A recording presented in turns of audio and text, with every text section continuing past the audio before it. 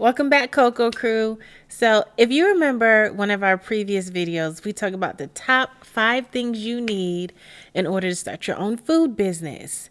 One of the top 5 things was renting a commercial kitchen. A kitchen that allows you to rent the space is also known as a commissary kitchen.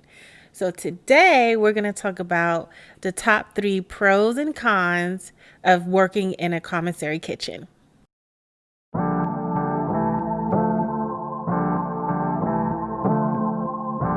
So let's start with the pros, Cocoa Crew. We got flexibility. There's no long-term lease agreement. At least that's what we come to find out in our search for our own commercial kitchen to rent. And you pay by the hour. So that's a super plus, especially if you are like us and you're working a full-time job and still trying to start and run your own business. You have access to special equipment. That's a pro. So that's number 2. That's a huge pro because you need those commercial grade equipment in order to basically make your life a lot easier when it comes to cooking large quantities of food. Our pro is having a commercial mixer. That is our go-to. That is the number 1 thing we need for our business because we make coconut cakes. So number 3 for the pros is being able to interact with other entrepreneurs.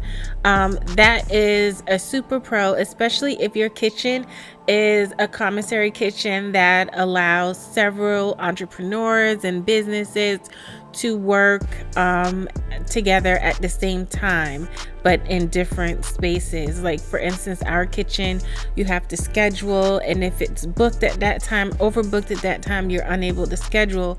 But usually we're in there, we're kikiing with other people, picking their brains, and then other entrepreneurs that are coming in that's new to the scene as well. They'll pick our brain, and let's say, for example, like inspections as well.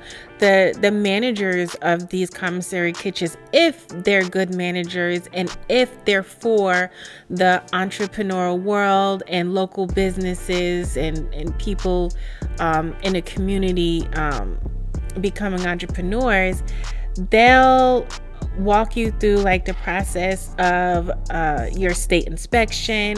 And if you have a really cool and a cool state inspector, the state inspector will also walk you through some of the things that she'll be looking for or he'll be looking for during your inspection.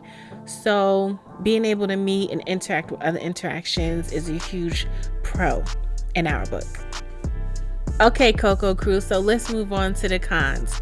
So like I just said, when finishing off my top 3 for the pros about being able to interact with other entrepreneurs, that can also be more so of a con when it comes to privacy. So if you have several people that are scheduled to work in the kitchen and your process is a secret process, it calls for lack of privacy, and it makes it harder to maneuver in the kitchen because you're trying to keep your recipes a secret if it is a secret, or keep your process a secret. So that can become a con. Another con, I would say number 2, is limited access.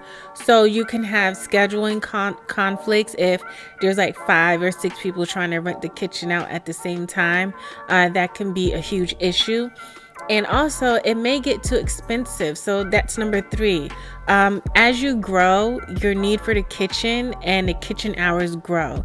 And so if you're paying by the hour, or even if you're paying weekly, it becomes more expensive because you need the kitchen more. So when it comes to cons, those are my top 3 cons. And I hope someone out today. So before I get out of here, I want to remind you guys to make sure you subscribe and you like our video, and make sure you comment down below. Drop those coconuts. Even if you have nothing to say, just drop those coconut emojis just so we know that you stopped by. Once again, I'm Nurse Nikki. All the flavor minus the frosting.